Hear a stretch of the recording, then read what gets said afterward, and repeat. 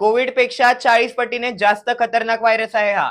कल्पना करा, तुम्ही एका आलिशान जहाजावर सुट्ट्या एन्जॉय करता आणि अचानक तुमच्या आसपासचे लोक मरायला लागतात.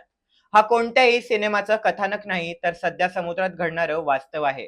एम व्ही हॉन्डिस नावाच्या जहाजावर 8 जणांचा रहस्यमय व्हायरसने विळखा घातलाय आणि 3 जणांचा जागीच मृत्यू झालाय. WHO ने याला कन्फर्म केलंय. पण सर्वात धक्कादायक म्हणजे काय माहितीये?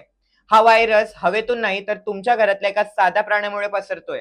याचं नाव आहे हंटा व्हायरस आणि हा पसरतोय उंदरामुळे. सहसा हा माणसाकडून माणसाला तर होत नाही, पण यावेळी यातला एंडिस स्ट्रेन सापडलाय, जो एका माणसाकडून दुसऱ्या माणसाला होऊ शकतो. आणि सर्वात मोठी भीती म्हणजे काय, यावर जगात अद्याप कोणतीही लस किंवा औषध उपलब्ध नाहीये.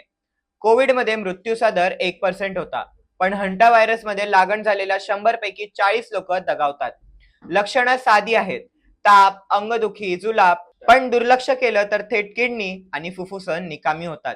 सध्या हे जहाज स्पेनच्या दिशेला आहे, पण संपूर्ण जग हाय अलर्ट वर आहे. सतर्क रहा, उंदरांपासून लांब राहा आणि ही माहिती लगेच तुमच्या जवळच्या व्यक्तीला पाठवा, कारण हा धोका ओळखूनच आपण वाचू शकतो. पुढच्या अपडेटसाठी एक विचारला फॉलो करा.